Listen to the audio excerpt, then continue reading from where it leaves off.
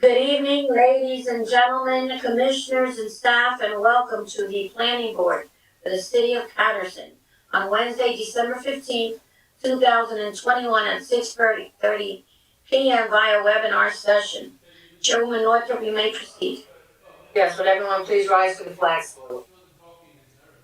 I pledge allegiance to the flag of the United States of America and to the republic for which it stands, one nation, God, indivisible, Liberty, and justice for all. for all. Thank you. Be seated. Commissioners, Planning Board staff, ladies and gentlemen, as the chairwoman of the City of Paterson's Planning Board, I call this meeting of December 15th, 2021 to order.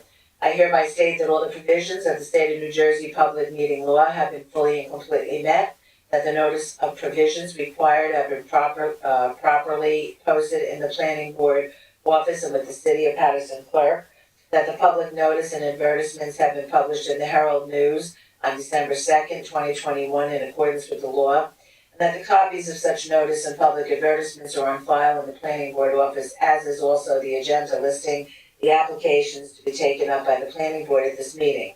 The procedure tonight will be in accordance with the rules, regulations, and bylaws as heretofore determined by the Planning Board at its office at 225 Ellison Street in the City of Paterson.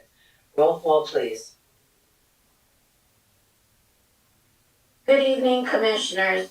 Commissioner Udine is absent. Commissioner Ahmed. Present. Commissioner Cleaves. Present. Commissioner Fisher is absent. Commissioner Liranzo is absent. Commissioner Santana. Present. Thank you, Commissioner Fulmore. Present. Commissioner Roman is absent. Commissioner Figueroa. Present. Councilman Kalik is absent, and Chairwoman Northrop. Present. We have 7 commissioners present this evening, Madam Chair. Thank you, and I want to welcome back Commissioner Cleaves, who's been absent, and it's good to see you, Commissioner. Okay, you're welcome. Okay, a notice pursuant to the Open Public Meetings Act addressing effective coronavirus measures of the next public meeting, consistent with the coronavirus-related restrictions of Executive Order Number 107, given on Saturday, March 21st, 2020, by Governor Philip D. Murphy. The Planning Board of the City of Paterson will not conduct in-person participation of the public at all future meetings until further notice. However, public participation will be available by means of communication equipment pursuant to NJSA 10:4-8, commencing on April 15, 2020. Though there may potentially be a practical need for a limited number of administrative, technical, or other city personnel to be present in or near the council chamber served for City Hall, 155 Market Street, Paterson, New Jersey, in-person participation of the public is prohibited. Nevertheless, for reasons of compliance with the said Executive Order Number 107, public participation will be available by calling 973-321-1579, and the meeting ID is 711-680-001, and I will repeat those numbers later on during the course of the evening. Okay, on this meeting scheduled to commence. Okay, the public may also participate in the meeting by accessing the website of the City of Paterson, www.patersonnj.gov, and following the email link for the meeting, www.patersonnj.gov/planning board. This evening we have 3 applications on the agenda, and I'm going to ask Mr. Deutsch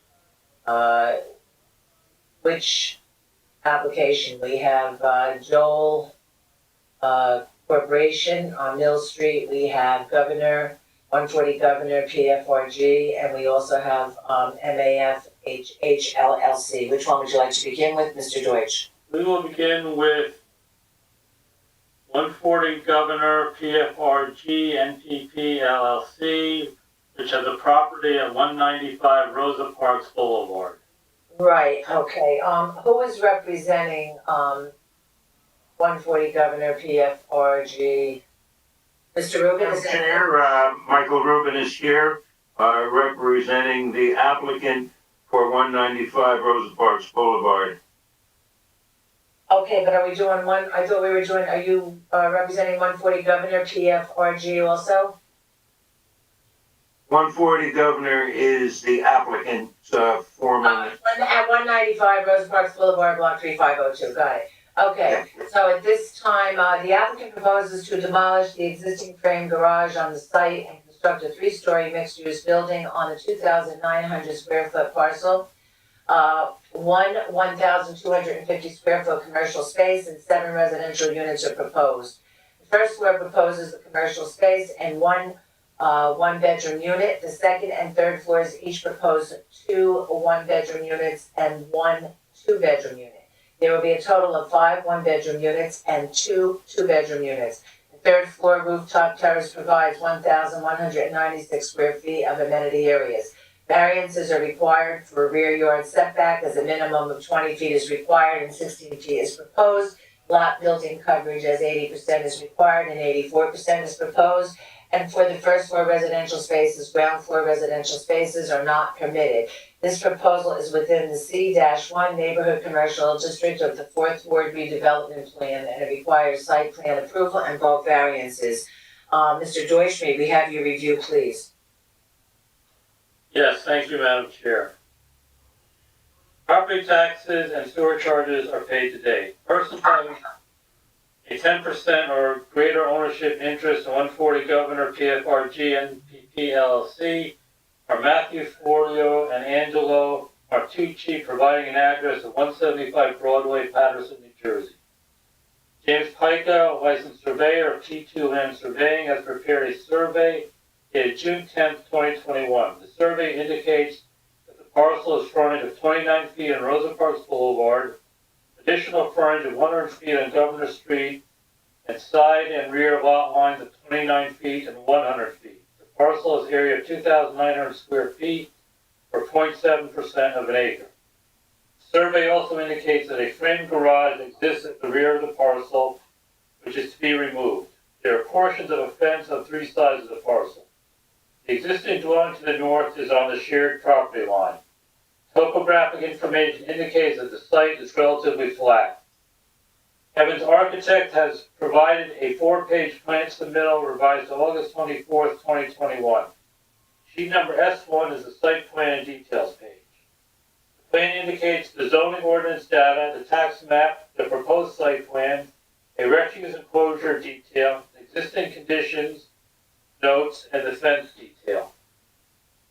A note on the plan states that the entire site and site perimeter is to be equipped with video security throughout the public areas and site lighting along the traveled public way and parking area. Surveillance cameras are to connect to the City of Paterson Police Department system. The proposed site plan indicates that the building is to be constructed on the front property lines of both Rosa Parks Boulevard and Governor Street, on the southern side property line, and 16 feet from the rear property line. The intent of the C1 neighborhood commercial district is to provide for retail and personal service businesses which supply the everyday needs of the neighborhood residents. The intent of the district standards are to allow for convenience, retail, and service businesses to operate without disrupting the general small-scale residential character of the greater neighborhood area. Lots with a width of 50 feet or greater prior to subdivision and/or development shall provide off-street parking. No off-street parking is required on existing lots that are less than 50 feet in width. As the applicant has frontage on Rosa Parks Boulevard and a width of 25 feet, the applicant is not required to provide off-street parking as per the redevelopment plan. Mixed-use buildings are encouraged, however, residential uses are not permitted on the ground floor of buildings. The applicant seeks a waiver for the proposed first floor, 1-bedroom apartment. Sheet number S2 is a site plan and details plan. The plan indicates the sanitary sewer connection, recharge pit detail, the water connection, the concrete sidewalk detail, and lighting detail. Boulevard into the 1,250 square foot commercial space, which includes 2 restrooms and a sprinkler and mechanical room. The second access point is on the northeast corner of the building and leads to a vestibule area for packages and mail to a staircase to the upper floors. The third access point is on the southeast corner of the building and leads to the 683 square foot, one bedroom, first floor unit. The second and third floors are identical in layout. Each floor proposes two one-bedroom units, measuring 600 square feet and 606 square feet, and one two-bedroom unit that measures 900 square feet. Each of the 7 first floor, second, and third floor units contain a living room, a kitchen, a full bathroom, a utility room, and a washer and dryer. The roof plan indicates 8 mechanical units, an access staircase, and an amenity rooftop terrace of 1,196 square feet with wood decking. The trash and recycling are to be stored at the rear exterior of the parcel. The applicant should advise if there is a specific use proposed for the commercial space. There are a wide range of permitted first floor uses as described on page 40 of the variances are required for rear yard setback as a minimum of 20 feet is required and 16 feet is proposed. Lot building coverage as 80% is required and 84% is proposed. And for the first floor residential spaces, ground floor residential spaces are not permitted. Open space and amenity space of 1,050 square feet is required based on 150 square feet per unit, and the applicant is proposing 1,196 square feet on the rooftop terrace. For the commercial space, the applicant anticipates hours of 8 o'clock a.m. to 10 o'clock p.m. 7 days per week. It shall be the responsibility of the applicant or the preparer of the plan to obtain a letter from the city engineer indicating the plans have been satisfactorily reviewed prior to the plans being released to the construction official. Surrounding land use. This proposal is in the Ridley Park section of the city in the 4th Ward redevelopment plan. The area is a mixture of commercial and residential uses. Many previously abandoned residential structures in the area have undergone renovation and are habitable again. Including remarks. The applicant estimates the cost of this proposal are approximately $1,200,000. The applicant should incorporate the design elements contained within the 4th Ward redevelopment plan. At a planning board meeting held on October 6, 2021, at 241 Roosevelt Boulevard, block 3507, lot 45, on a 2,500 square foot vacant parcel, an applicant was approved to construct a 3-story mixed-use building, one 754 square foot commercial space, and Start witness, thank you, please proceed. Mr. Evans, tell us what we have for 195 Rosa Parks Boulevard in the city. Okay, can you see what I'm sharing? Yes. It's Yes, not you're- small.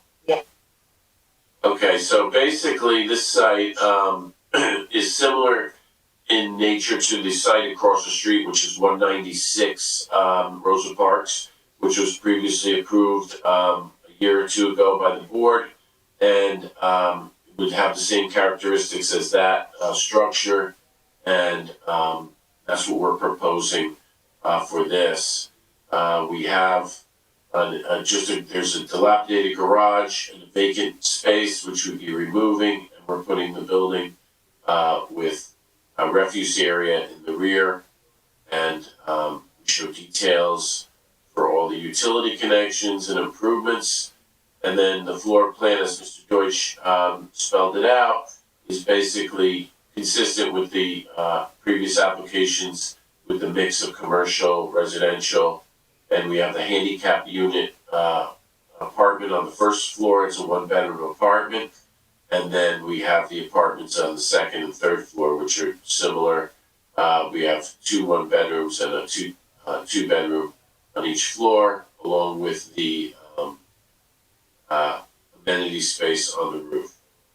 So we have Mr. Evans, just to elaborate on one issue, the 4th Ward redevelopment plan does not call for residential uses on the 1st floor adjoining the commercial use. We're showing a residential use.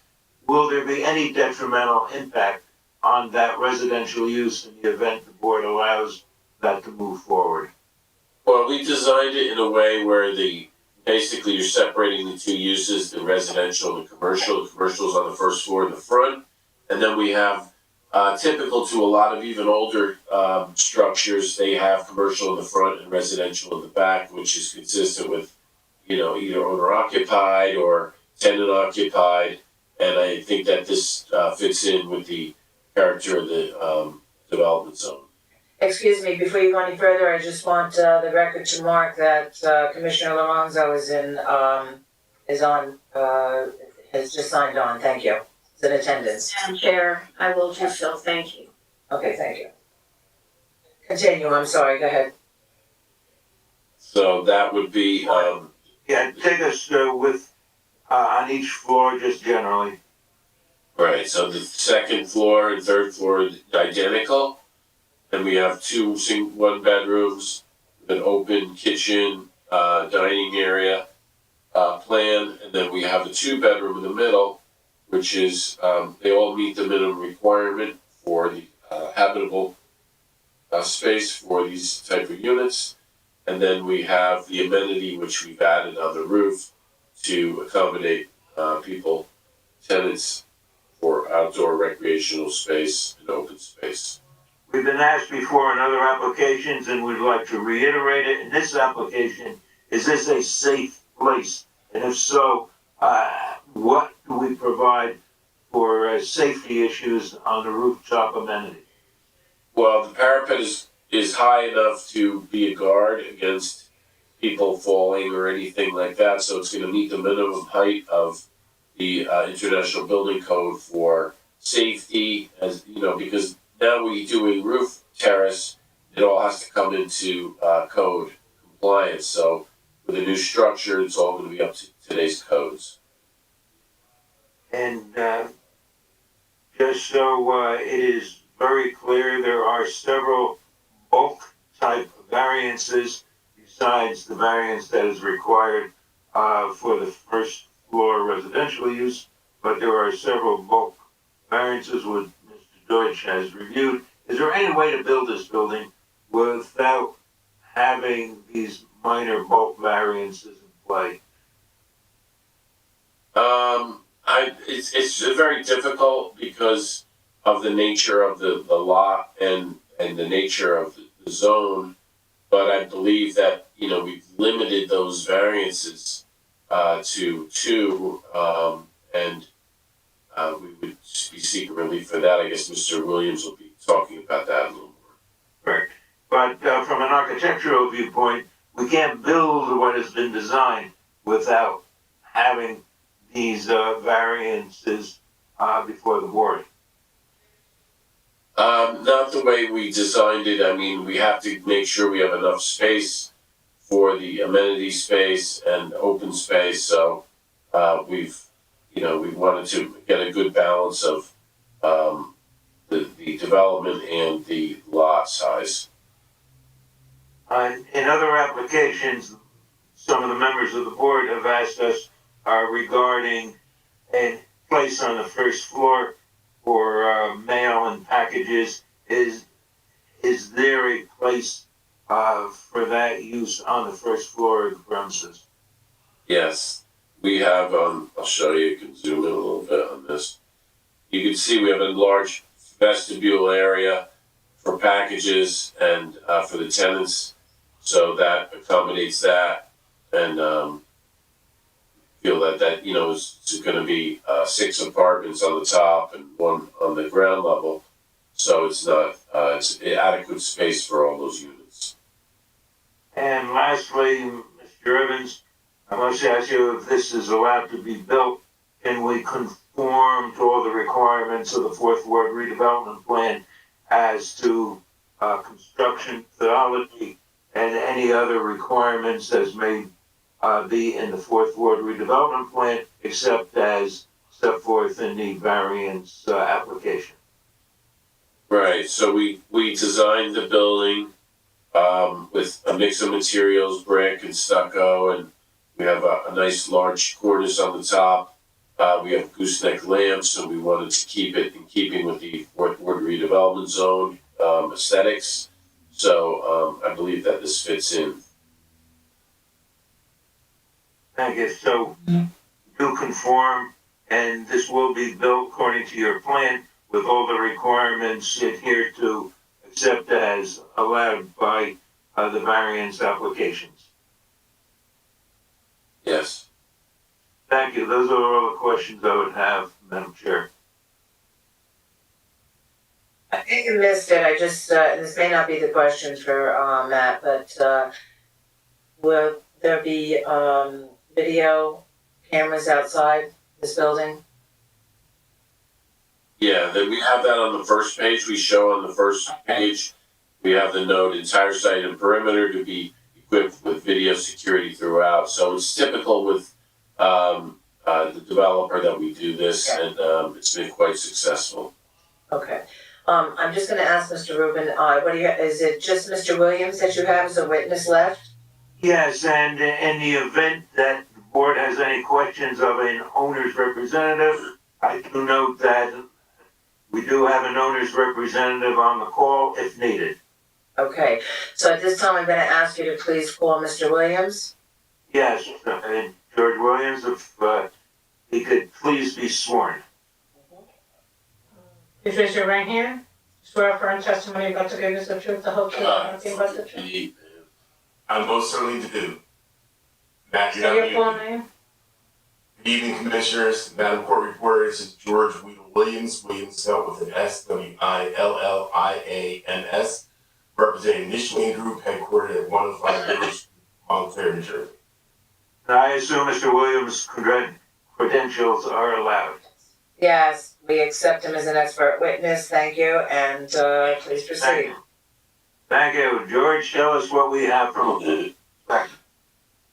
Again, good evening, everybody. You have an application before you for site plan approval with a couple of reliefs from your bulk and area requirements and the waiver for the first floor residential unit that will be ADA or handicap accessible. This is a relatively,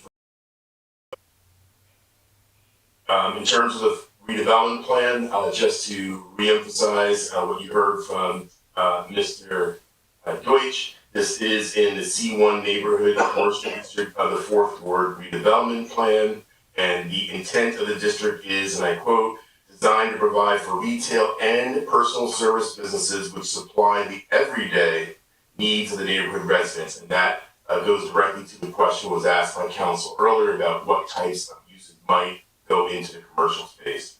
The intent of the district standards are to allow convenience retail and service businesses to operate without disrupting the general small-scale residential character of the greater neighborhood. And so the applicant has shared with me in our consultations that they will comply with the standards for the C1 district in terms of tenancy for the commercial unit. The reliefs, again, the minimum rear yard setback, 20 is the minimum required, where 16 is provided. You heard testimony from Mr. Evans that we make up for some of that open space that we lose in that setback on the rooftop.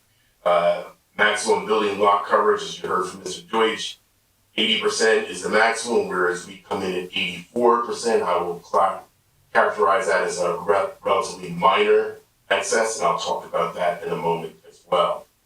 In terms of the redevelopment plan context, very quickly, because again, there are only two or three minor reliefs we're seeking. Bears repeating that this is in a redevelopment area. The local redevelopment and housing law is established to help communities like Paterson and many others to deal with stubbornly non-performing areas, typically areas described as blighted or now the term of art is in need of redevelopment or rehabilitation. The 4th Ward redevelopment plan looked at this geographic area and determined that it met the standards for redevelopment or being in need of redevelopment, primarily because of the following indices: abandoned buildings, deteriorated structures, vacant lots, crime rates, and other social malaise. And it came up with several recommendations or objectives to redress those, and that is to provide incentives for development, like what you're seeing now, to encourage the kind of development that you are witnessing in this application. Specifically, revitalize the 4th Ward, reduce blighting impacts, and provide quality new housing, which is exactly what the applicant and intends to do in this application. In terms of, And, George, so there's no question, in your professional opinion, this application meets the requirements, and the philosophy, of the Fourth Ward redevelopment plan. it does, Council, and thank you for asking that question. In my opinion as a professional planner, it does. I have an exhibit, but it may not be necessary to share. I'll just submit that I drove the area again today, and there's evidence of similar development to this one directly across the street, diagonally down the street, and you can see the impact, the positive impact that it is having on this redevelopment area. This application would complement those developments. And you see no detriment, to the public good if the, two bulk variances and the one variance for, the additional residential use on the first floor were adopted. No detriment at all. The context for this relief, as the board knows, could be the C1, as Matt mentioned, the unique shape, size, topography of the lot. I would submit to the board that the more appropriate context would be the C2. You advance the purposes of zoning, you advance your redevelopment plan goals and objectives. Certainly subsection I, the visual environment, Matt's attention to the aesthetics and how this fits into the broader context of this boulevard and the surrounding area would advance that purpose. Subsection I. Negative criteria, to council's point, no, absolutely no substantial detriments for public good or impairment to your zone plan. In fact, your master plan recommends development like this. In terms of the trade-offs, I would submit to the board, and you've heard a bit about this from Matt already. Yes, we need relief from a strict application of your code, but the trade-offs far outweigh any potential detriments. That rooftop amenity and the interior amenities certainly add for a better zoning alternative than a strict application of your code. And there's no detriment to the public good if this were to be approved. Thank you, Mr. Williams. Those are the questions, Madam Chair, I would have of this witness. Okay, at this time then I'm gonna open this up to the public. I believe we have one objector. Anyone who has any questions of either one of these witnesses, whether it be Mr. Evans or Mr. Williams, please call in at 9-7. These are for questions only, not comments, questions only. 973-321-1579, and the meeting ID is 711-680-001. I will allow 2 minutes for questions, 2 minutes, for call-in, and 3 minutes for questions. Okay, Madam Secretary, who is on the line? I'm waiting for him to be connected if you'd like to proceed. All right, then, okay, then I will proceed, and we'll come back to him. I will open it up now to commissioners. Commissioners, any questions of Mr. Williams? Any questions of Mr. Evans?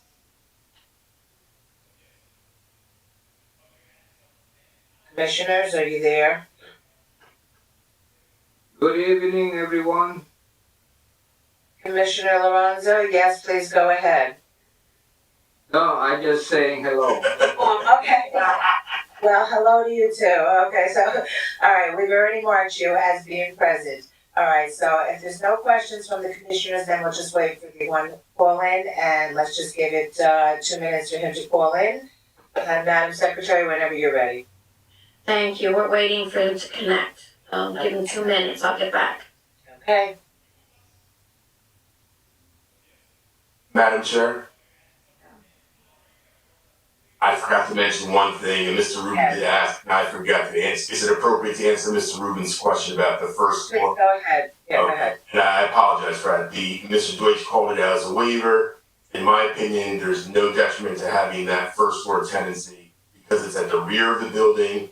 Mr. Evans did mention it is historically a tradition to have that unit behind a commercial unit. Either it's owner occupied or the owner of the business would live there. The key issue from a plan perspective is not to break up the flow of commercial traffic or window shopping, if you will, on a commercial street. This will not do that, and so in that sense, I think the waiver is appropriate. I apologize. Okay, I believe we also just now lost Mr. Aquaviva. So, I don't think we need him right at this moment, but I saw his screen kind of freezing, so, Madam Secretary, if you kind of let, I'm IT know. looking, he's not on as of yet, I don't know if you wanna proceed. Are you talking about the caller? I'm talking about Mr. Aquaviva. Mr. Aquaviva, Oh, I'm sorry. we've lost Mr. Aquaviva. Okay, we'll work on it. Yeah, I saw his screen kind of freeze up, so I'm just saying that maybe IT ought to try to get him back. While we're trying to do that, I'll give it time to have the caller call in, but I'm only gonna give it until Mr. Aquaviva gets back on the line, because it doesn't take more than 2 minutes to call in. Mr. Aquaviva, are you there now? I am here, I don't know what's going on. Same thing it's probably the same thing that happened to me the last time. Yeah, my internet keeps going in and out. If I go out, go back in on my phone. If I go out one more time, so. Okay. All right, so we're gonna give it, another 2 minutes maximum. I think the caller just called in. I'm gonna wait for, Madam Secretary to connect him, but I think I see the caller in. The caller, his name is, Jerron Johnson, are you there, sir? Yes, I am.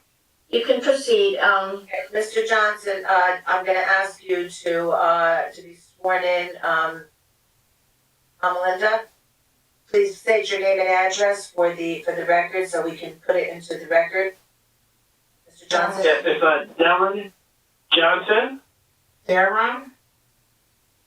Johnson, yes. Deron Johnson. Mm-hmm. And You want your me to swear address? him? And your address? I'm sorry? And your Yes, it's address? 450 East 42nd Street.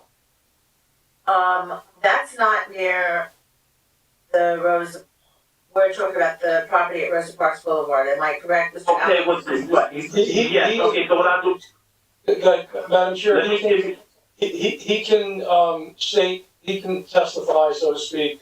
He was notified as part of the, general notification in the newspaper, even though he's not within 200 feet. Okay, all right, go ahead, Mr. Johnson. well, actually, actually, the property that I'm talking about is 163 12th Avenue that I own. That's another property that I own. Okay, Okay, so which address do you, I can give you, which okay, address I'll give you the wants one, to get the record? okay, 163 12th Avenue. You're the owner of that property? Yes, I am. Okay, thank you. Mm-hmm. your question, please, and for whom is it? I'm sorry? You have a question, and for which person is your question? Is it for Mr. Evans, or is it for Mr. Williams? Okay, now, who is Mr. Evans and who is Mr. Williams? Mr. They Evans? didn't brief me on anything of this, so I don't know who's and who's what. Mr. Evans was the architect, Mr. Williams was the planner. They just both testified to this application, and so you called in, obviously you have a question about the property that we're discussing? Okay, well, no, pretty much what I have a question for is I want to object because what they did, this particular company, they built the property, a new property right next door to my house. Mr. Johnson, if I can interrupt you, Madam Chair, I can tell him or you can tell him, essentially, this time is to ask questions of the witnesses. You'll have time at the end of the meeting to object on whatever basis you want to object on, but right now, the purpose is to ask questions of Mr. Williams, who was the planner that testified, Mr. Evans, who was the architect who testified. If you don't have any specific questions for them, you can wait till the end of the meeting and then you can state whatever objections you want on the record, okay? Okay, thank you for informing me of that. That's what I'll do. I'll wait.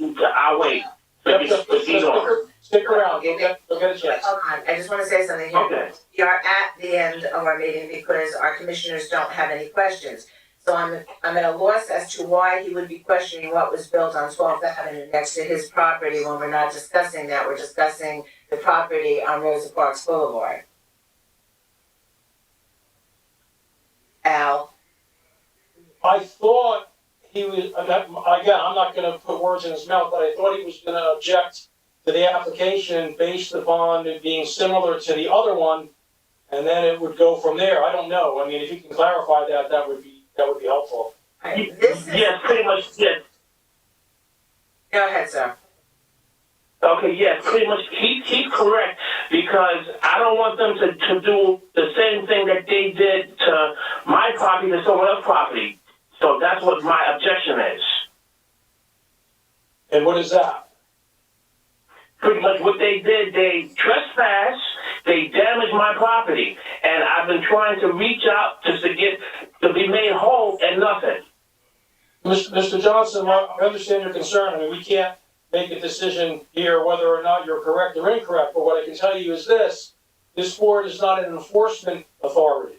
So you're gonna have to deal with that with the building department, with the city, with the city council if need be, but typically with the building department, we can't speak for them, so I can't explain why they are or are not responding to you. All I can tell you is that this board doesn't have the authority to enforce ordinances or anything like that. It has the authority to hear this application tonight, that's before the board, and to determine whether or not it should be approved or not. So if you have any specific questions or concerns or statements you want to make as to this application, by all means, the board will be willing to listen to that. Yeah, no, pretty much, no, nothing of this application here. It's basically what they've done in the past, and I've had a couple of other neighbors that have the same complaint, but they just didn't know about, pretty much where to go about to put their complaint in. Okay, well, thank you. I mean, the board has heard you. We can't do anything about that, but my suggestion is to take that up with the building department downtown and voice your complaints there, and hopefully they can address that for you. Yes. That's what I was asking. Okay. Yes. Okay, that sounds good. Okay. Thank you. Thank you, Mr. Johnson. Okay, you're welcome. Thanks too. Okay. Bye. All right, so now, that being said, I'm gonna open it up one last time. Anybody on our board have any questions? Any commissioners? Any questions of these two witnesses? Yes, Mr. Commissioner Cleves, please. My question is for, Mr. Williams. You normally travel the area and take photos. Did you do it this time with this location? I did, and I can share those photos. I knew that you had a packed agenda, so I didn't share primarily because there were two small variances, but I do have those pictures and can share them. Okay, I would like to see them because you normally show them and explain what you're looking at and from which angles. I know I've been out of the loop for I typically like the explanation that you give when you're taking those photos. Thank you, Commissioner. The client makes fun of me, but thank you. We'll mark those as A1, Mr. Williams. Okay, bear with me 1 Madam second. Court Reporter, did you get that when he brings it up? Yes. Thank you.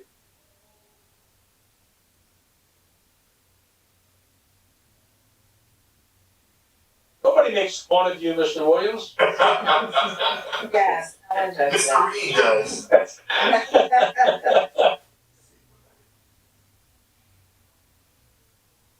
All right.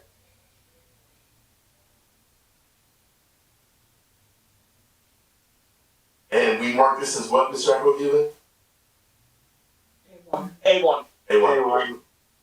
So for the record, A1 is a typical, I'll call it typical, exhibit that my firm uses. It's a storybook format, a group of images, some of which are taken directly from your land use documents, others of which were taken by I and my team during our site visits, which I think is what the commissioner was looking for.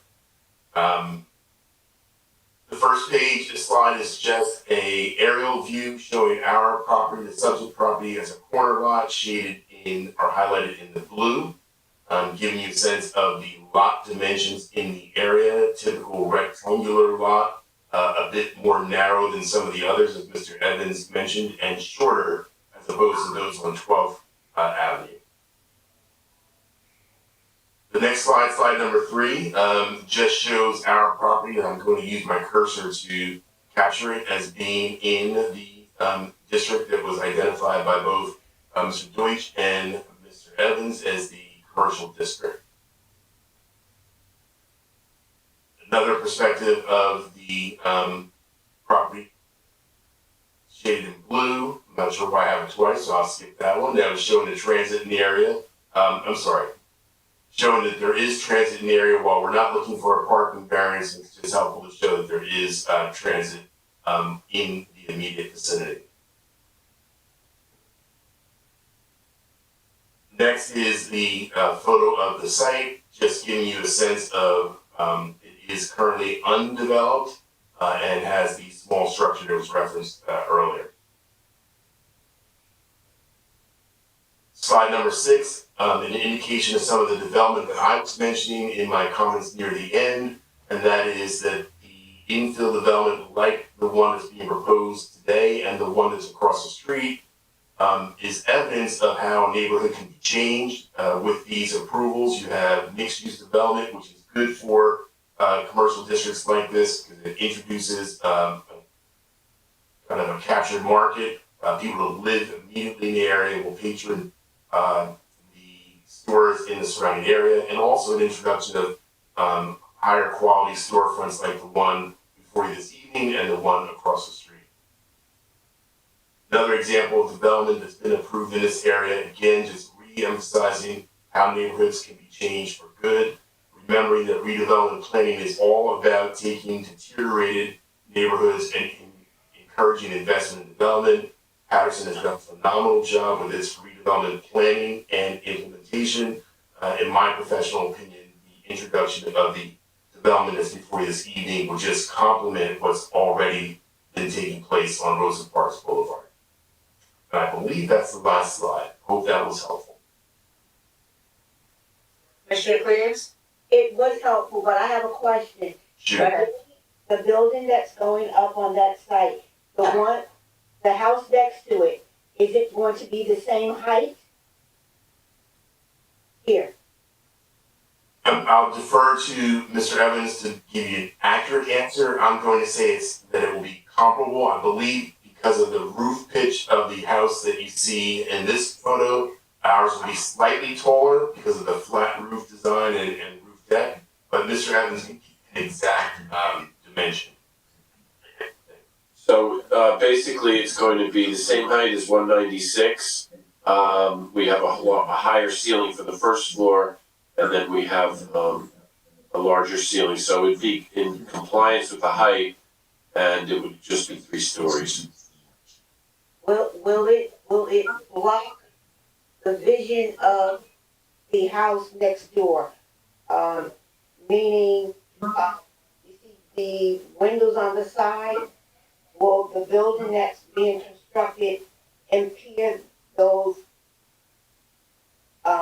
windows there? Well, there's a vacant lot between those two. That's I think it's 201 Rosa Parks, that might be. I don't think that we have a properties between that, so it's not going to negatively impact it. Okay, thank you. Those are my questions, Madam Chair. Okay. Madam Chair, real quick, Mr. Williams, if you can email that exhibit to our secretary and to Mr. Deutsch, please. I will. Okay. Thank you. So, that being said, if there's no other any other questions, commissioners? Okay. Commissioner Cleaves, was that you raising your hand? You have another question? No, that's just me. Oh. Turn out my neuropathy. That's Okay, okay, all right. So no other questions from anyone. I'm gonna ask, you can take down, Mr. Williams, you can take down that, thank you. All right, I'm gonna ask if any commissioner would like to make a, motion on this application. Commissioners, somebody.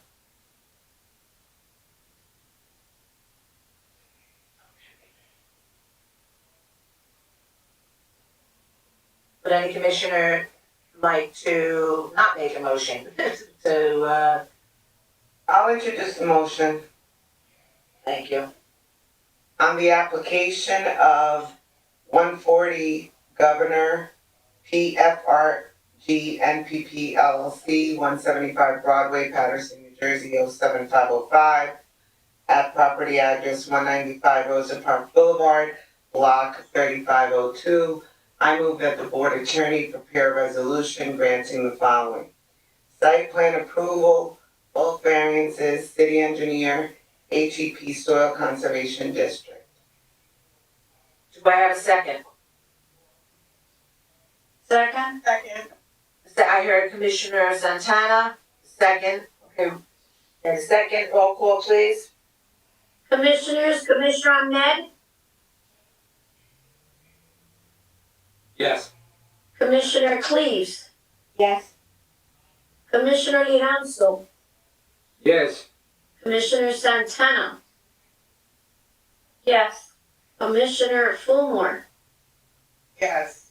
Commissioner Figueroa, Yes. and Chairwoman Northrop. Yes. This application has been granted. Thank you very much, members of the board. Madam Chair, we have a fairly mirror copy of this for site on the same street, if we could move right into that. Let me just pull it up, one moment please. Is that the one at 215 Rosa Parks Boulevard? Correct. 215 Roosevelt Boulevard. Mr. Deutsch, can we do that one next? Yes. Okay, so, so moving right along. Let me just get this up here. Alright,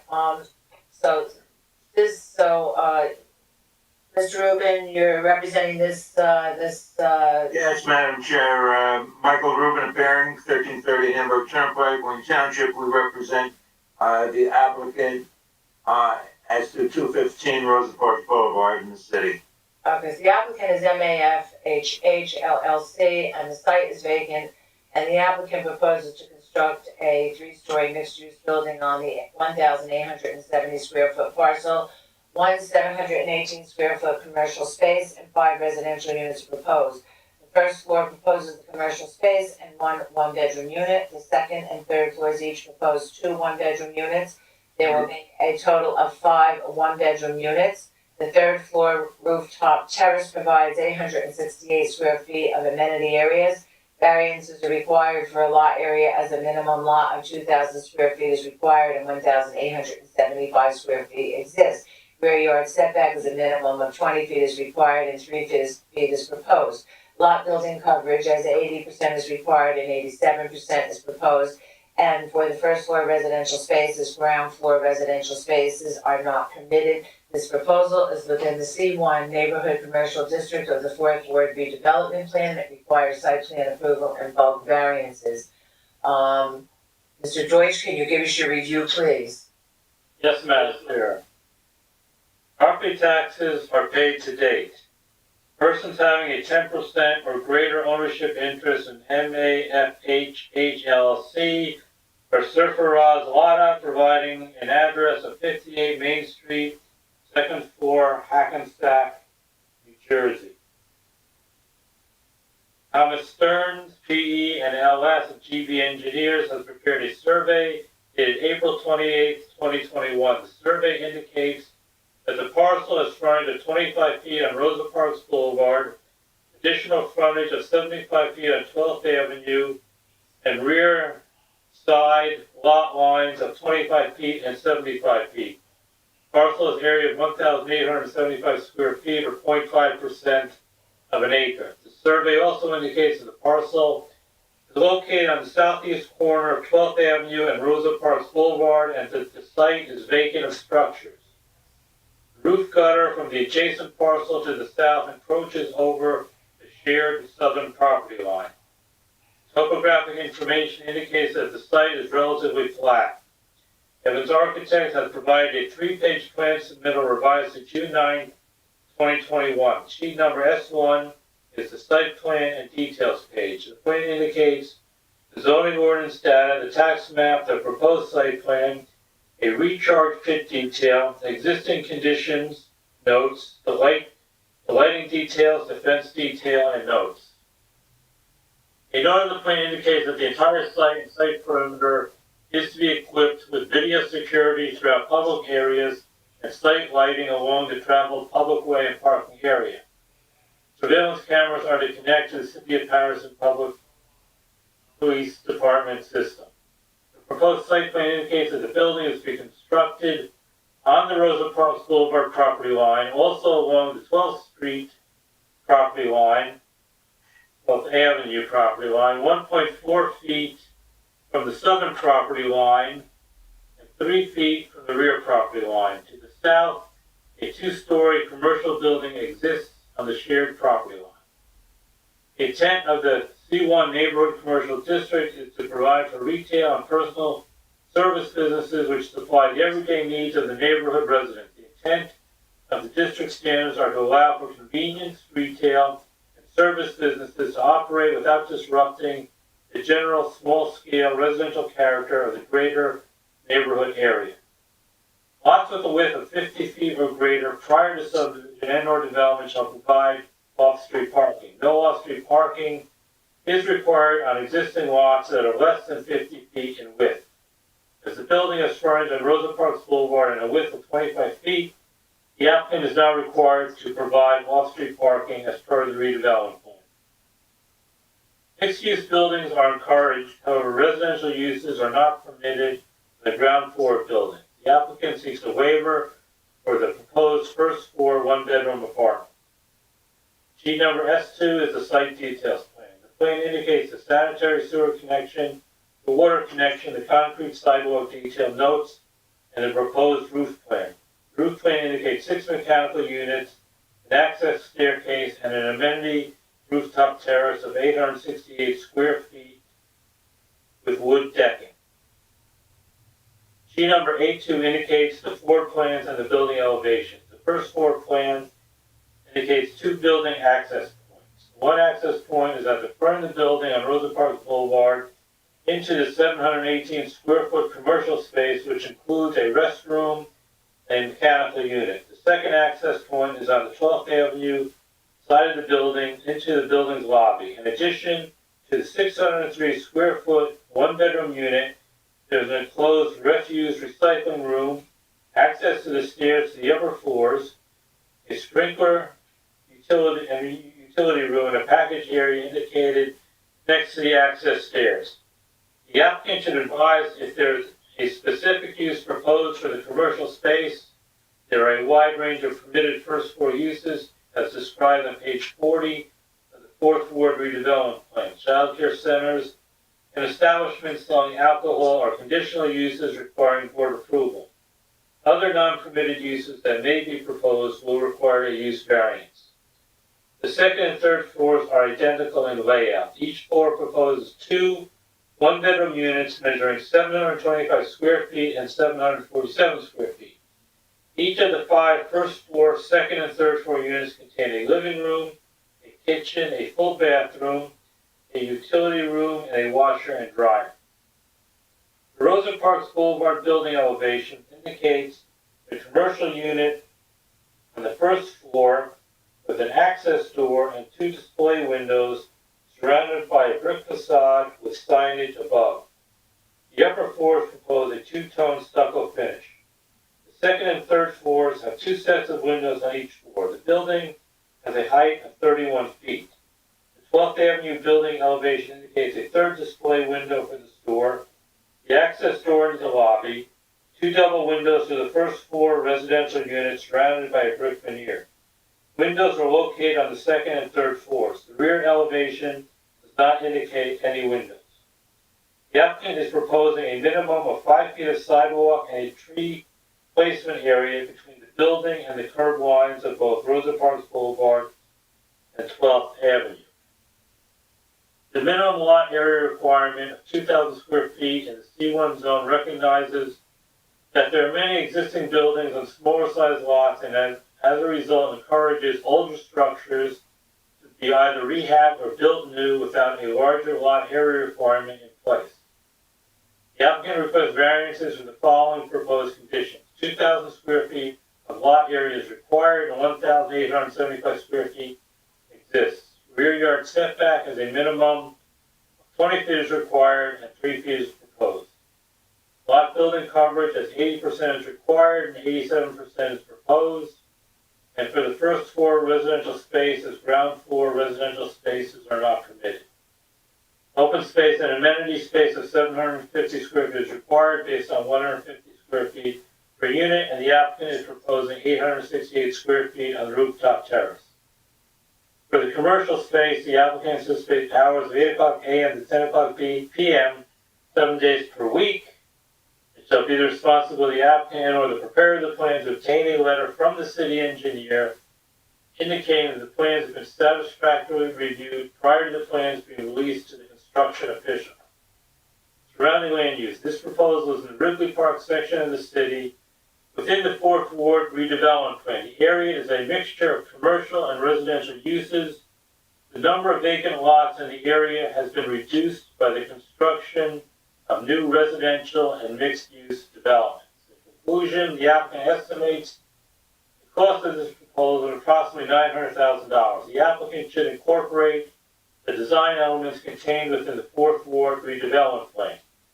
A planning board meeting held on October 6, 2021, 228 Roosevelt Boulevard, lot 3515, lot 21, on a 2,500 square foot vacant parcel. An applicant was approved to construct a 3-story mixed-use building. 1 754 square foot commercial space and 5 residential units were proposed. The first floor proposed a commercial space and 1 one-bedroom unit. The second and third floors each proposed 2 one-bedroom units. That proposal was within the C1 neighborhood commercial district of the 4th Ward redevelopment plan. That is your staff review for this proposal, Madam Chairwoman. Thank you. Mr. Rubin? Yes, if Mr. Evans can please come forward and be sworn, he would be our first witness. Thank you.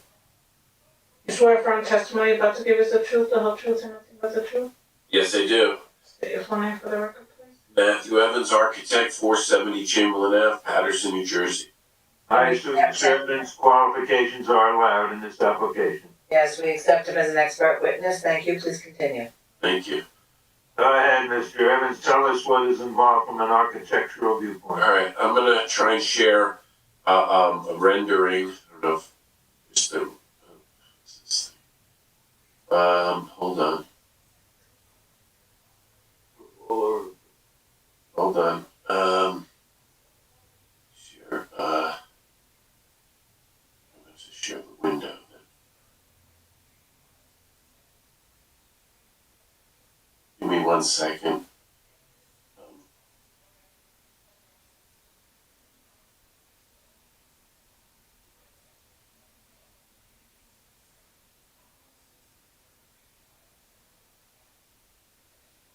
Here we go, sorry. Okay, so this, you can see that? Got it. Yes. Okay, good. So this is what the rendering's gonna look like on the 215 Rosa Park site. We have, mix of materials, brick and stucco, and we have awnings, a lot of architectural aesthetic appeal for this, being that it's a corner lot, mixed-use building, and we show the trees and landscaping around the perimeter also. So that's what the rendering of the final construction will look like. So go back to the plan, and you see the plan. Hold on. Okay, so you see the plans now? Got it. All right. Yes. So basically, this site, same zone as a previous application. We're looking to develop this property in a similar fashion, mixed use, undersized lot, and we've done these in the past, as I mentioned, 196, 241, 240, and 228 Rosa Parks with these similar undersized lots. We brought them before the board, and they've been successful in getting permits and construction. And looking at the plans, we have a little more modest design floor plan based on the first floor, our commercial unit 718 square feet. And then we have, in the middle, which would be the lobby, which enters on not Governor Street, 12th Avenue. And that, we have sprinkler utility and a refuse and recycle room for the tenants. Then we have our handicap unit in the back, which is, separated from the front. And that complies with all the barrier-free, codes. The central stair goes up to the second and third floor with similar apartments. So we have a 1-bedroom, which is 725 square feet, which meets the minimum of 600 square feet. And the same with the rear apartment, 747, where 600 is the minimum. So we have nice size units, and that would be the extent of the layout of the floor plans. So we have the entrance for the residential on 12th Avenue, and then showing the different mix of materials, stucco and brick. And then, as you can see on the Rosa Parks elevation, which we've given them these awnings to give a little more architectural appeal on the corner of the site. It's about the rooftop amenity. Okay. So we have the rooftop amenity space, similar, which takes up a portion of the roof, and that would be in addition to the living space below. So this is the tenant rooftop amenity space, primarily just for the tenants, residential tenants. We've asked you before, and I'll ask you again, is what is being constructed a safe place for the tenants to congregate, and that all safety provisions have been made? Yes, this would be up to the new codes, the International Building Code, and we would meet all that criteria for that outdoor space. And this would only be for residents, and they would be the only ones with some kind of pass key Yes. for that area. Yes, it's just for the residents in the private rooftop terrace. Now, you've discussed, and Mr. Deutsch has set forth several bulk type variances. The main question, Mr. Evans, is can this project move forward? Can you build this building without having these variances? Do we need the variances to move forward? Well, I mean, you could reduce the building, but it would really not be a usable development. I mean, even this is already an undersized lot, so we've basically used it efficiently as much as possible, and then we designed it with original design had more variances, and then we basically took it and squeezed it down to a few pre-existing non-conforming and ones that we would be looking for on relief. And the size of the lot is what it is, we can't make it any bigger. No. We have development on all sides. Yeah, there's a building on the right, and there's a building in the back that's right on the property line. We're not going anywhere about getting any bigger. Okay. Thank you very much. Those are the questions I have, Mr. Evans. Okay, and I assume you're bringing, Mr. Williams, please. Yes. Okay, please bring him forward then.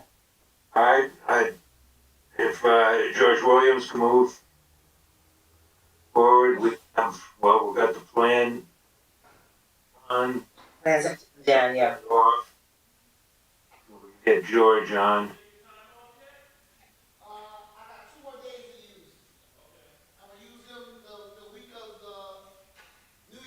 George is somewhere. And the plans also have to come down. Oh, there they go. The plans There come down, and there's. There we go. Okay. Took me a while. Mr. Williams can be sworn, please. You swear firm testimony about to give us the truth, the whole truth, and nothing but the truth? I most certainly do. State your full name for the record. Madam Court Reporter, Commissioners, my name is George Weedle Williams with an SWILLIAMS, representing the Nishwayne Group at 105 Grove Street, suite number 40 Montclair. We ask that Mr. Williams' credentials be allowed. Yes, Mr. Williams' credentials are allowed for sure, thank you. Thank you very much. George, tell us what we have from a professional planner's viewpoint. Certainly, I'm going to apologize to the commissioners in advance. This is going to sound strikingly familiar, given that it's almost the exact replica of what you just heard at 195. But for the record, this is an application for site plan approval with a couple of deviations from your bulk and area requirements, as stated in Mr. Deutsch's report, repeated by Mr. Evans in his testimony, and the ADA accessible dwelling unit on the first floor at the rear of this mixed-use development. I'll begin by just repeating a couple of things that Mr. Deutsch mentioned, specifically the intent and purpose of the C1 neighborhood commercial district in your fourth ward redevelopment plan, and I'll quote, the intent of the district is, quote, designed to provide for more retail and personal service businesses which supply the everyday needs of the neighborhood residents. The intent of the district standards are to allow for convenience retail and service businesses to operate without disrupting the general small-scale residential character of the greater neighborhood. And that is specifically the application that is before you this evening, as described by Mr. Evans, a mixed-use development with commercial tenancy on the first floor, residential tenants on the upper floors, and again, that one ADA residential unit on the ground level.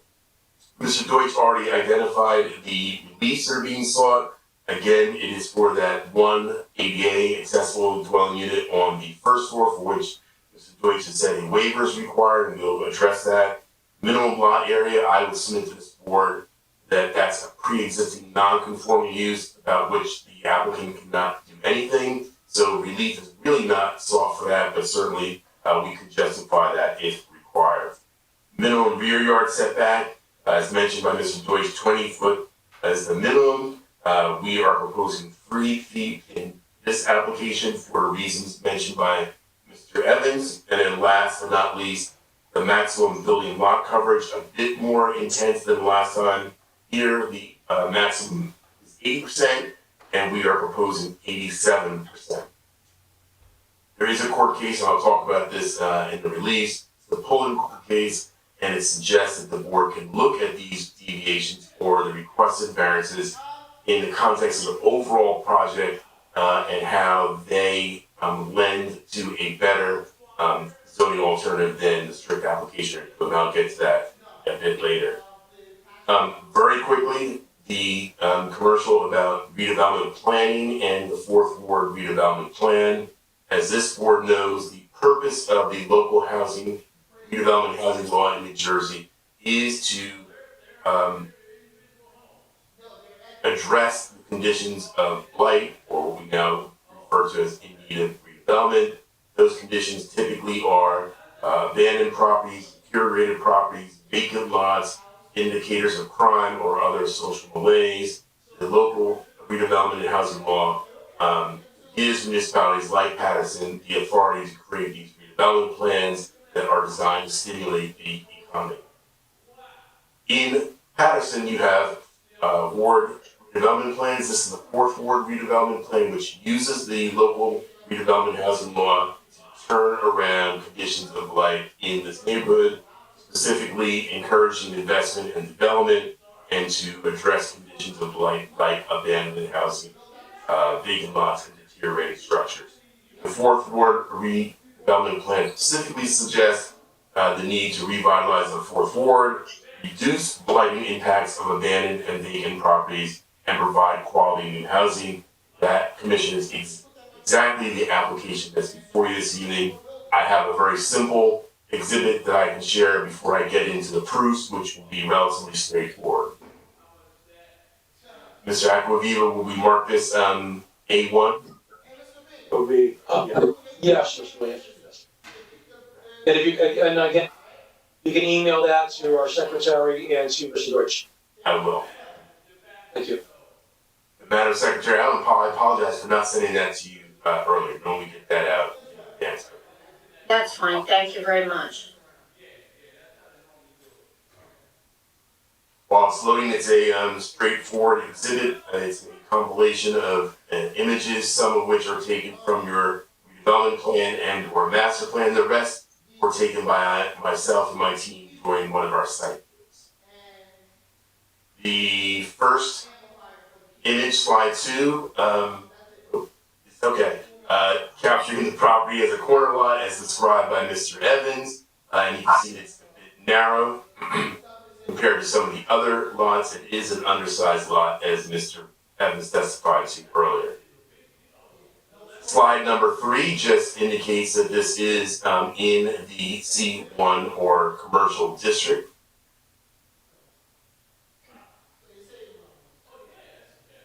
Slide number 4 is included once again just to show that there is mass transportation in the area. Again, this application does not require a parking variance, but we did want to show the commissioners that there is ample opportunity for use of public transportation, which as a planner is something we encourage. Slide number 5 just gives you a perspective of the lot and the conditions that it is in now. I can tell you, having driven up and down Roosevelt Boulevard as recently as this evening, this is a boulevard that clearly meets the standards for in need of redevelopment, as evidenced here, both in terms of the vacant lot and in the context of the condition of some of the surrounding buildings. Slide number 6 captures some of the surrounding buildings. I would submit to the board, based on the rendering that you were just shown by Mr. Evans, what's being proposed is something that will improve the neighborhood, both in the context of the quality of housing that's being proposed, but also the commercial tenants. And you saw how Mr. Evans treated the fenestration and the materials and the inclusion of the canopy, all of which are designed to improve Roosevelt Boulevard and advance the intent and purpose of your redevelopment plan.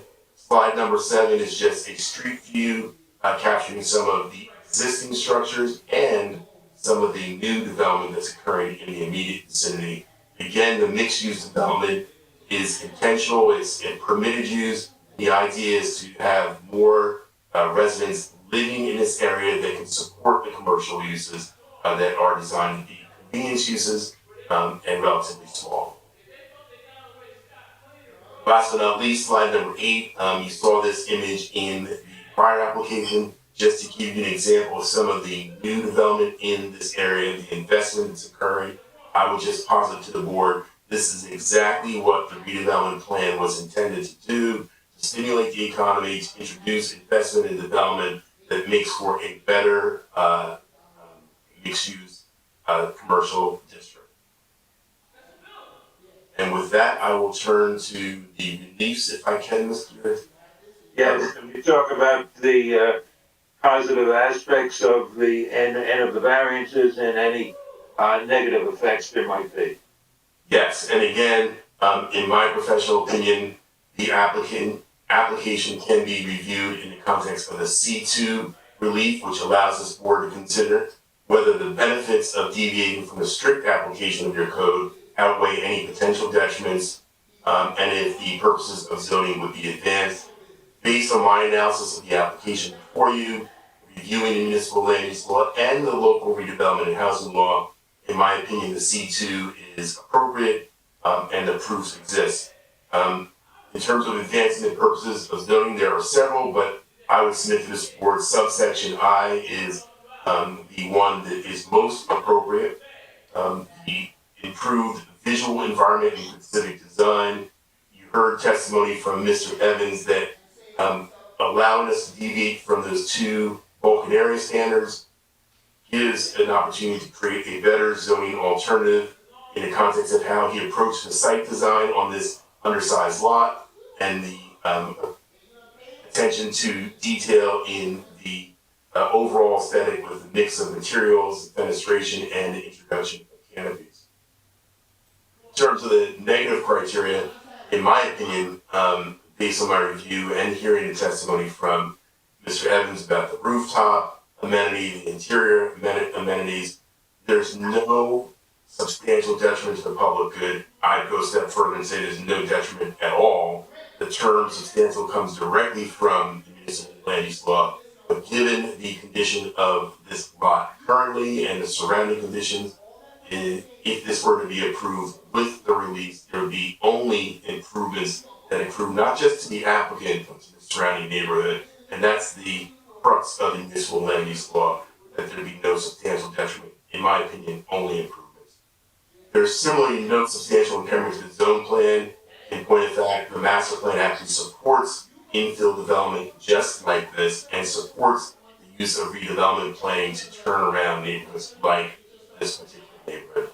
So for all those reasons, in my professional opinion, you can easily grant the requested release for the deviation from the bulk and area requirements. In terms of the waiver for the ground floor residential, again, like the prior application, I think it's appropriate, or I submit that it's appropriate primarily because it's at the rear of the building. Matt Evans testified in a prior application that this is how traditionally mixed-use development was done in Paterson and other cities. I would just add to that in the use of, or in the locating of the residential dwelling unit at the rear of the building, that's really what's key. The intent of the law is not to have residential units on the front of the building and disrupting the commercial flow and window shopping. So for those reasons, I think the waiver was appropriate again for this particular use. Thank you very much, Mr. Williams. Those are the questions we would have of Mr. Williams. Okay, do you have any other witnesses this evening? No, only in the event that a owner's representative is required, he is on the call. If not, if there are no questions of the owner's representative, we can move forward. Okay, so at this time, I'm gonna open it up to the public. If anyone in the public has any questions of either Mr. Williams or Mr. Evans, can you please call in at 973-321-1579. The meeting ID is 711-680-001. I will allow 2 minutes for call-ins and 3 minutes for questions. If we don't have any right immediately, if we don't have any callers right here immediately, then I'm gonna open it up to the commissioners for questions. We Commissioner? have no callers at this time, Madam Chair. Okay, so commissioners, any questions? I have a question, Madam Chair. Yes, go ahead, Commissioner Cleaves. This is actually Commissioner Fulmore. Oh, I'm sorry, I thought Commissioner Cleaves raised her hand, so I thought it was her, sorry. Go right ahead, Commissioner Fulmore. This question is for Mr. Williams. You noted that both of the two properties are very similar. Could you just explain what differences are between the two properties? Yes, certainly, Commissioner. The differences are slight. The dimensions of the lot are obviously different. And then the build out on the lots is slightly different based on the unit configuration in terms of number of bedrooms, et cetera. But other than that, they're very similar corner lots in the same district, fronting on the same road. Thank you, Ms. Williams. That was my only question. So, Commissioner Cleaves, was that you? Raising your hand? Yes, please, go ahead, Commissioner Cleaves. My first question is for, Mr. Evans.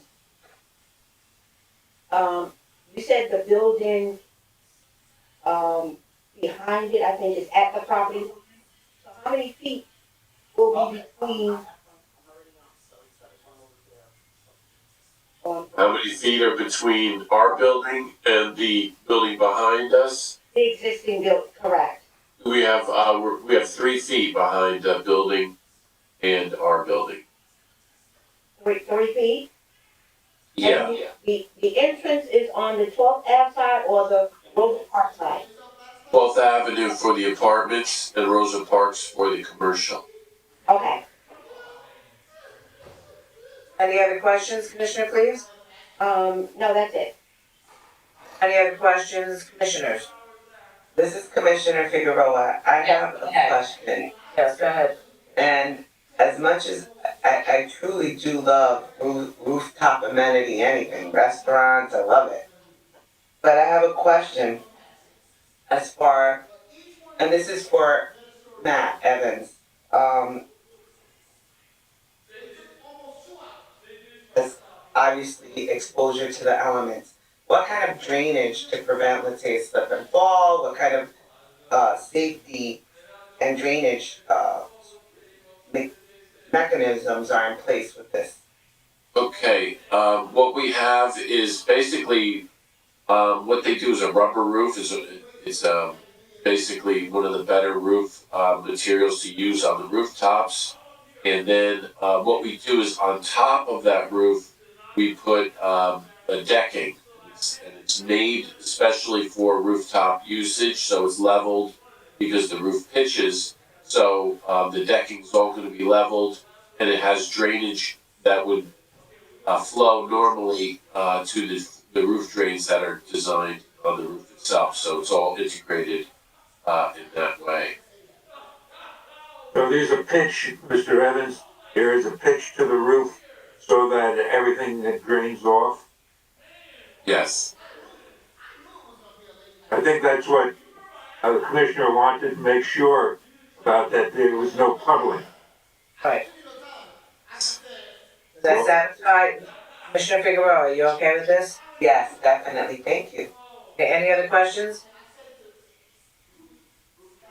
All right, seeing and hearing no other questions, okay, from the commissioners and, Madam Secretary, we don't have any call-ins, right? No, Madam Chair, we do not. Okay, so now at this time, I'm gonna ask if any commissioner would like to make a motion on this application. I'll make a motion, Commissioner Fulmore, Yes, please, go ahead, Commissioner Fuller.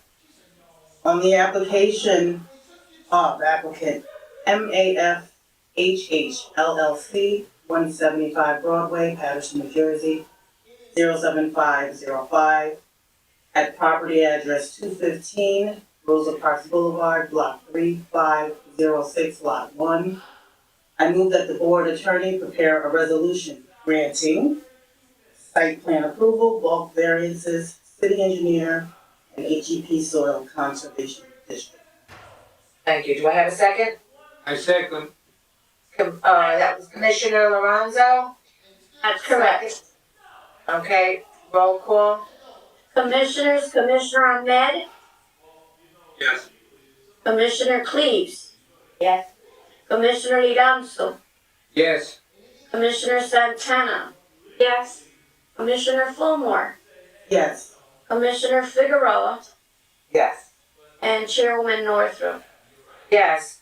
This Commissioner application has been granted. Thank you.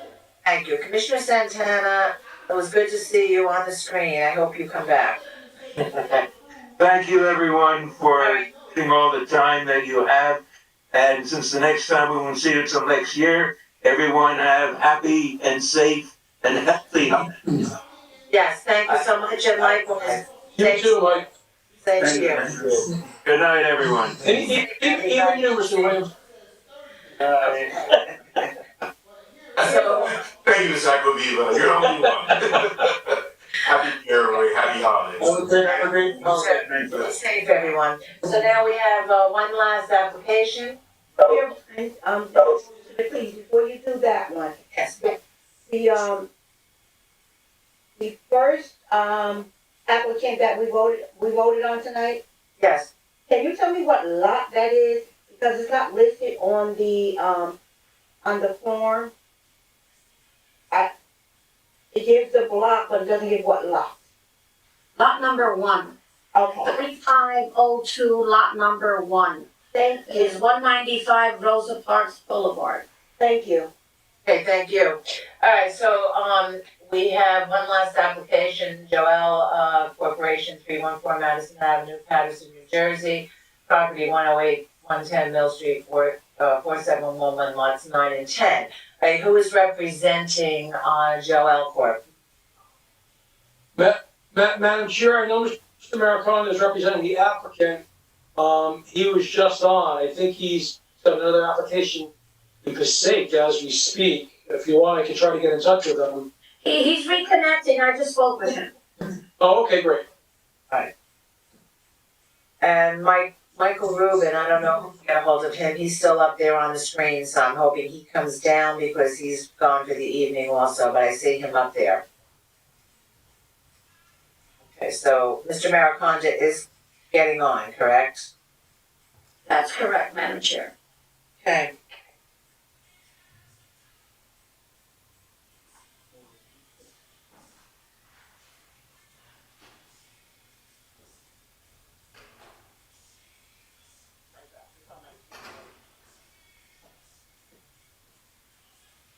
I hear him. I hear him. Oh, I see him. Well, President, I apologize, Madam Chair. No worries. I had, unfortunately, I had to juggle two virtuals tonight. Okay, things could be worse, so, okay. All right, so, you are representing Joel Corp.? That is correct. Alan Maricons on behalf of the applicant. Okay, all right, so, the proposal is that the applicant proposes to construct a 3-story, 6-unit residential duplex building on a vacant lot. The combined lots contain area of 5,326 feet and is located on the western side of Mill Street, between Oliver to the north and Grand Street to the east. First floor proposes a 1-bedroom unit and 2 interior tandem parking spaces on each side of the duplex. The second and third floor proposes 2 3-bedroom units on each side of the duplex on each floor. 2 additional exterior parking spaces are proposed. Variances are requested for lot area of 9,300 square feet required and 5,326 square feet is provided. A minimum lot width is 90 feet is required and 50.25 feet exists. Rear yard setback 25 feet is required and 21 feet proposed, exceeding the maximum lot coverage as 40% is permitted and 46% is proposed. Open space 1,600 square foot is required and 1,300 square feet are proposed. And parking, 12 spaces required and 6 spaces proposed. This proposal is located within the R4 high-density residential district and requires site plan approval and bulk variances. Mr. Deutsch, can you give us your review, please? Yes, Madam Chair, thank you. Property taxes and sewer charges are current. Jose Cordova, providing an address of 314 Madison Avenue, Paterson, New Jersey, is the sole stockholder of Joel Corp. As indicated on the surveys prepared by Thomas Stearns, DE&LS, and dated December 18, 2020, Lot 9 has frontage of 27.88 feet on Mill Street, a rear lot line that also measures 27.88 feet, and northern and southern side lot lines that measure 106 feet each. Lot 9 is area of 2,955 square feet or 0.07 acres. A block garage at the rear of the parcel is to be removed. Lot 10 is frontage of 22.37 feet on Mill Street, a rear lot line that also measures 22.37 feet, and northern and southern side lot lines that measure 106 feet each. Lot 10 is area of 2,371 square feet or 0.6 acres. A block garage at the rear of the parcel is to be removed. The combined parcel is an area of 5,326 square feet or 0.13 acres. The site is located on the western side of Mill Street between Oliver Street and Grand Avenue. 3-story frame dwellings exist both to the south and north of this proposal. The previous dwellings on the parcels were demolished, most likely due to fire damage. Evans Architect has prepared a 4-page site plan revised to March 20th, 2021.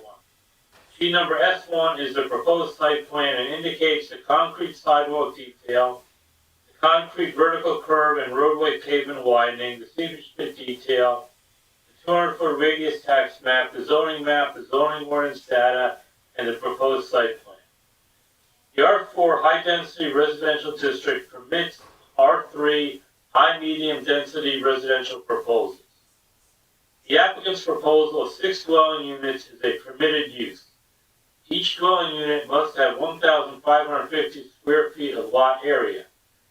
The applicant's proposal for a 6-unit dwelling requires 6 times 1,550 square feet for 9,300 square feet of lot area. As the lot has 5,326 square feet of lot area, a variance is requested. Site plan indicates that the proposed building is set back 20 feet from the front property line, 21 feet from the rear property line, 4 feet from the southern side property line, and 9 feet from the northern side property line. The applicant proposes 2 curb cuts on the parcel, each 12 feet in width, with a 13.87 foot separation between the 2 driveways. The northern driveway extends to the adjacent property line to the north to create 2 additional off-street parking spaces within the northern side yard. A variance is requested for not providing a 3-foot landscape separation between pavement and the adjacent property line. The southern driveway is located 4 feet from the southern property line.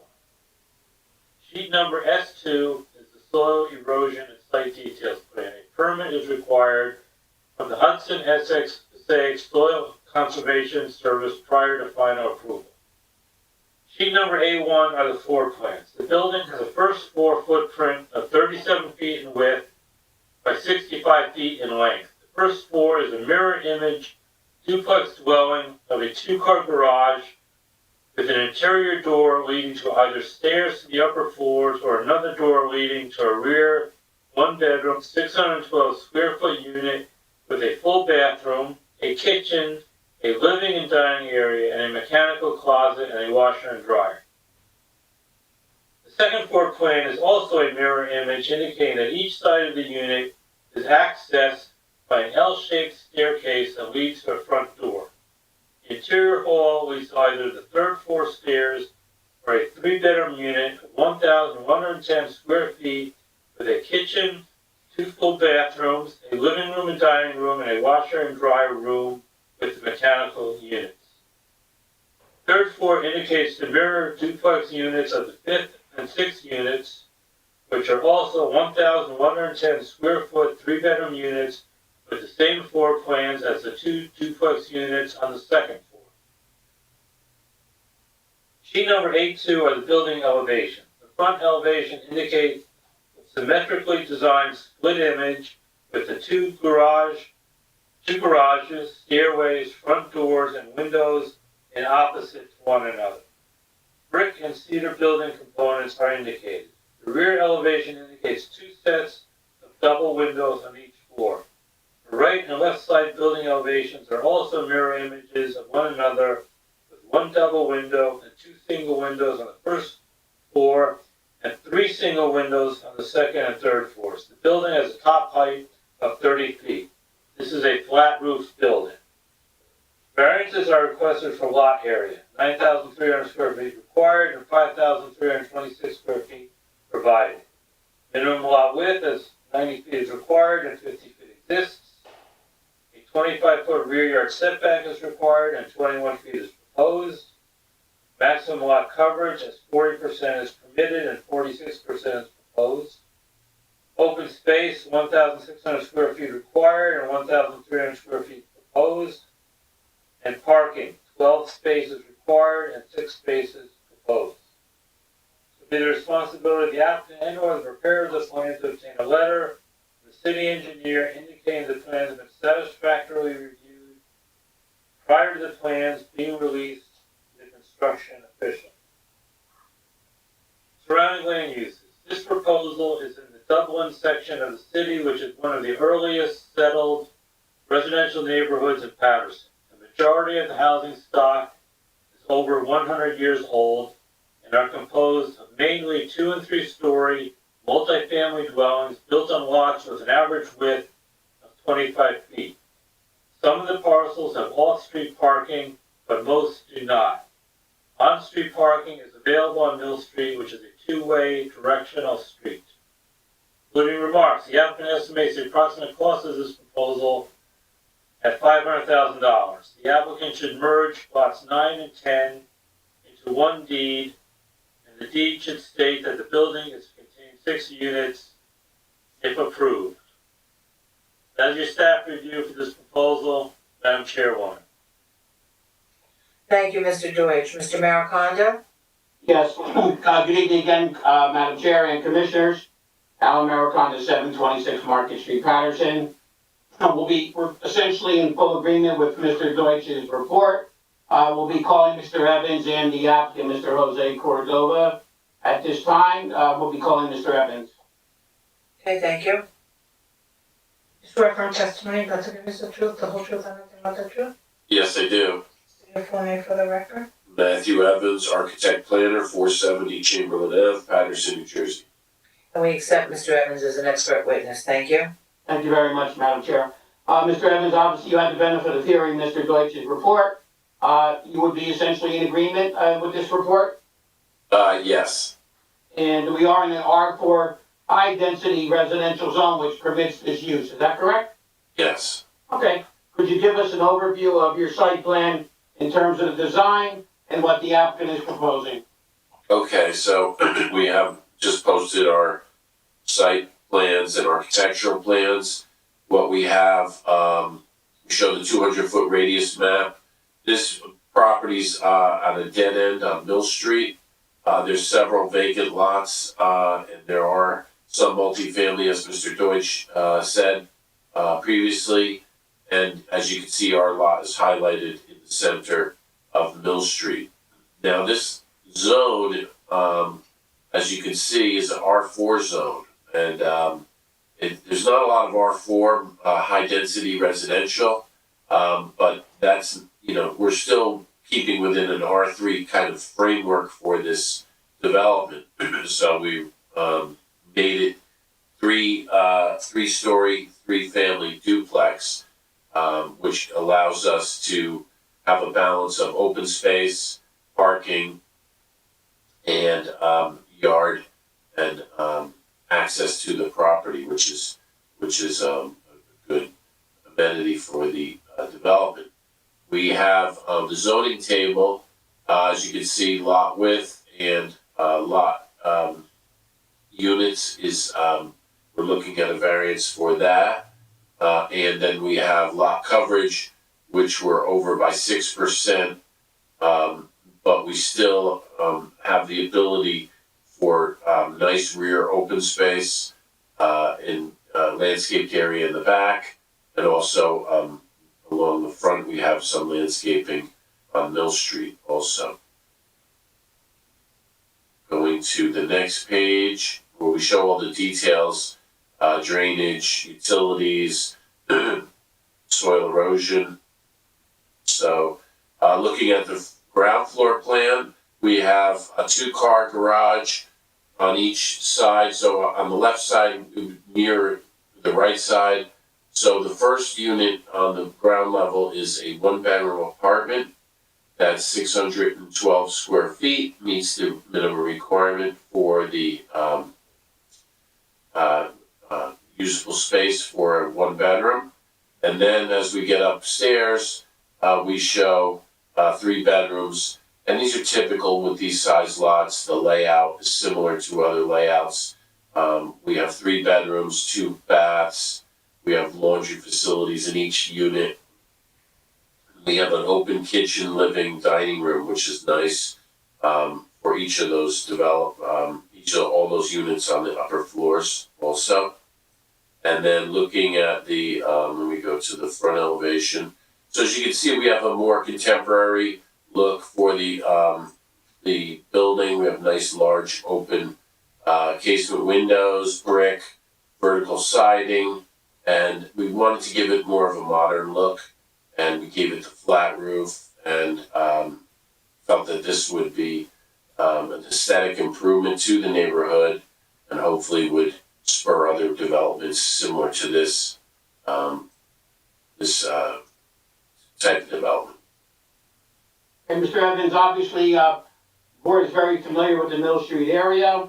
This is a parcel of over 5,000 square feet, which, although deficient from strict zoning ordinance requirements, in your estimation, is a fairly large lot in that area? Yes, they were like, as Mr. Deutsch said, they're predominantly 25 or smaller parcels. And that block is basically all 25-foot lots. So we have a nice oversized lot for the scale of the neighborhood. And we've, used that to our advantage to provide parking and open space also. Right. And in terms of your variance chart, and Mr. Deutsch as well, of course, we are in full compliance with the number of stories. We're exactly on target.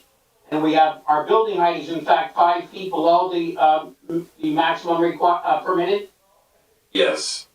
Okay. We meet the floor area ratio in terms of our square foot of living space. We do provide 1 parking space per unit, is that correct? Yes. So obviously that's more than many of these small lots can provide around us. Right. More, I should say. Is that fair to say? Yeah, that's consistent. I mean, we try to provide at least 1 parking space for everybody. Right, and again, the smaller lots cannot even provide that. That's my question. Right. Right. We're good in terms of the indicated number of stories, building height. I note the side yard setbacks are very minimal, in fact. Is that correct? Yeah, so we have 4 and 10, and we meet the setbacks. Right. And Mr. Deutsch highlights the side yards requirement of 10. We have 9. Rear yard 25. We have 21. So we've got very good amount of space between these proposed structures and the neighbors. Yeah, so we have a nice light and air around our building. Gives us and gives the neighbors a little bit more open space too. So you've got some open space for passive recreation area in the rear of the property? Yes. Okay. And so your estimation, these variants create no negative impact on surrounding area? No, I mean, basically, all the structures would be predominantly non-conforming, either in density or lot coverage, right, or other uses. So I think that putting a new structure like this up would be more in conformity with the R3 or R4 zone. Architectural design, you testified, provides sufficient square footage. How about laundry facilities? Yeah, everybody has their own washer dryer. Okay, and a building, a multifamily, or even 6 units, you're providing adequate lighting for the exterior and security? Yes. Okay, and now obviously the applicant can confirm how he operates in terms of his security systems. He's an experienced developer. Anything else you wish to add, Mr. Evans, or would that conclude your testimony? I guess that's it. Okay. We have no problem with whatever deed restriction that Mr. Deutsch talked about also, is to contain a max of 6 units. At this point, Mr. Evans is available for any questions, Madam Chair. Do you have any other witnesses? Just the applicant to ratify Mr. Evans' testimony. I can call him if you wish. No, yeah, you know what? Yes, please call Mr. Cordova, yes.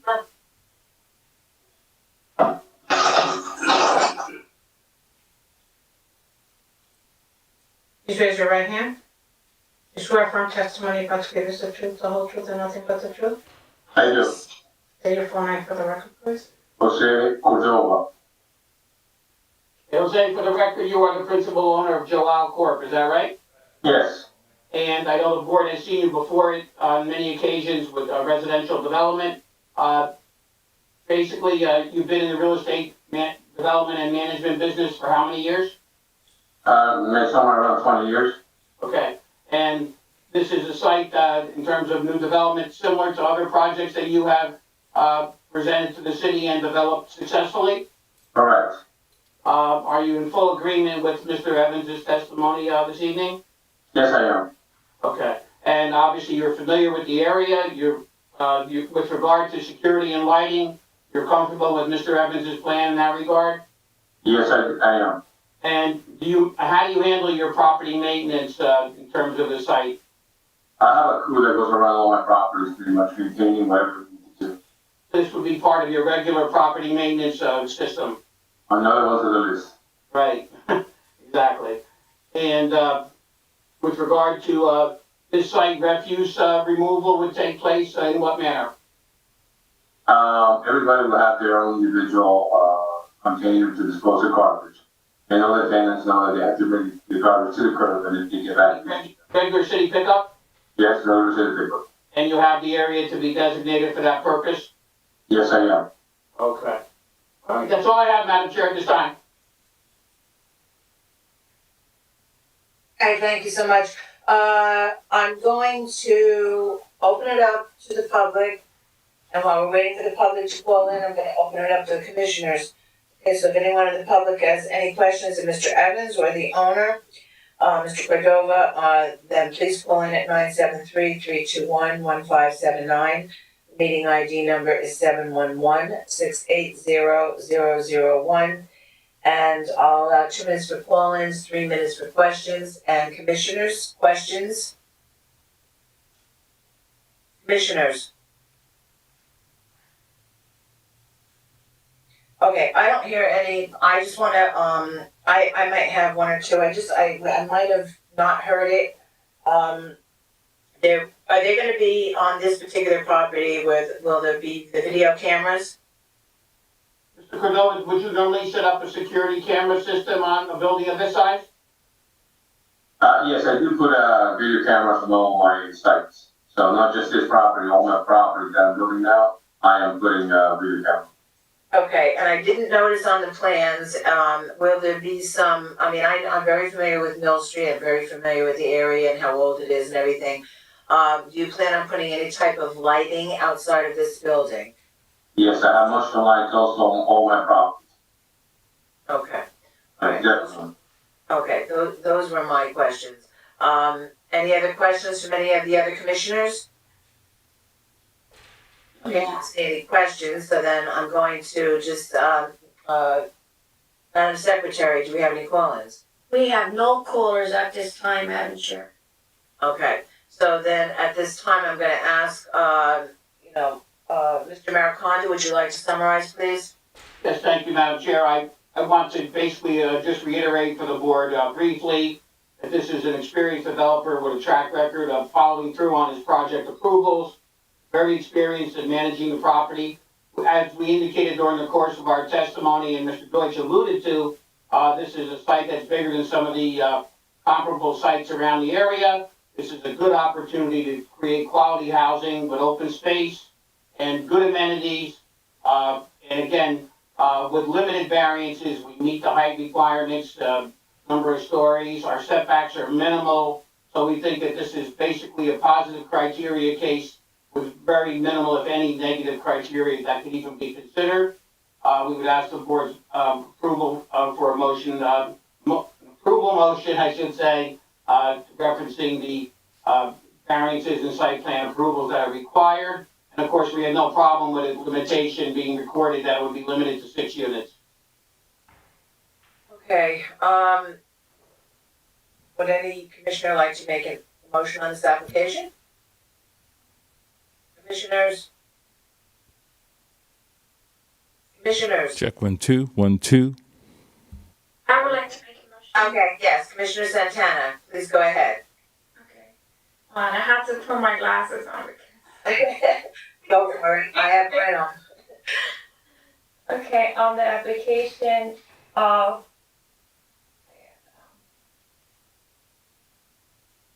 Joel Corporate. That was fine, yeah. Okay, Corporate, 314 Madison Avenue, Paterson, New Jersey, 07501, at the property located at 108-110 Mill Street, 4711, lots 9 and 10, to be approved subject to site plan approval, book variance, and city engineer and HAP soil conservation service.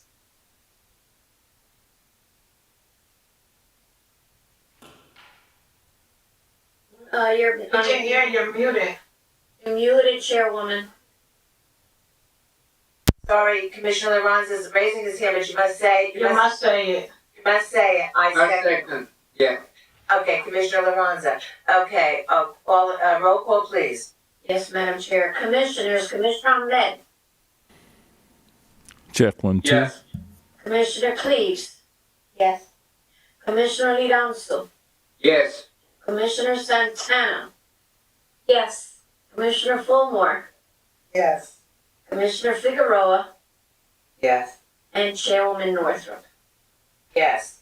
Thank you. This application has been granted. Thank you. For your consideration this evening. Okay, Good night. thank you. I Happy want, holidays. and I want to Thank thank everyone.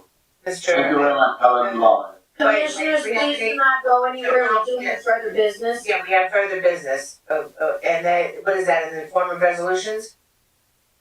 No, there's no, No, Mr. Deutsch has an extension of time if I'm correct. Okay, You're you're muted, Michael. muted. Yeah, you're muted. Okay, I'm not muted now.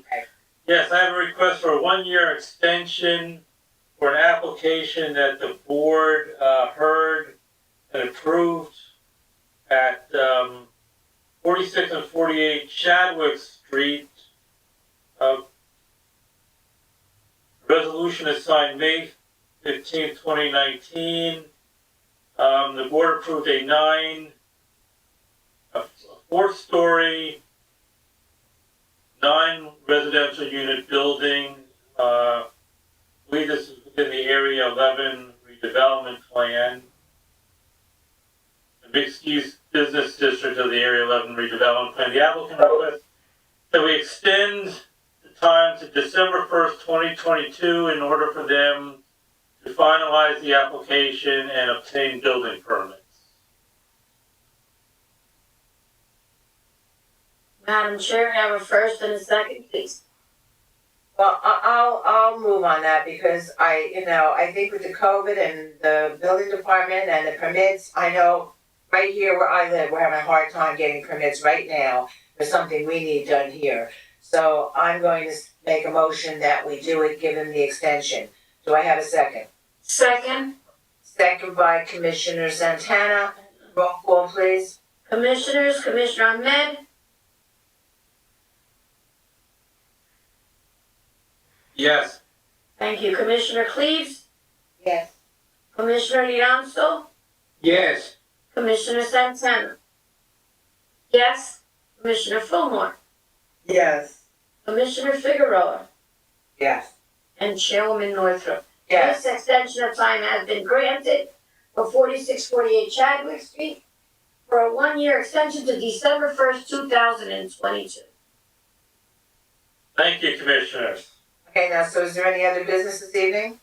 Our next and final meeting for the year is Monday, December 20th, which It's special. a special carried from November 29th. Is it one special or two? It's two matters, both within the historic district of the downtown business plan, upper floor conversion from commercial space to residential use. Okay. I'll be sending out the information in the morning. Okay, well, so with that being said, I just want to thank Mr. Aquaviva for the other evening. A great time was had by all. Thank you so very much. It is appreciated. And I'll see everybody hopefully on Monday evening. So be safe until then. No too much partying, okay?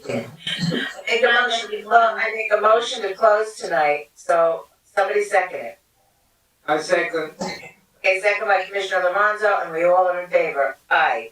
Aye. Good night, everybody. thank you, good night. Good night.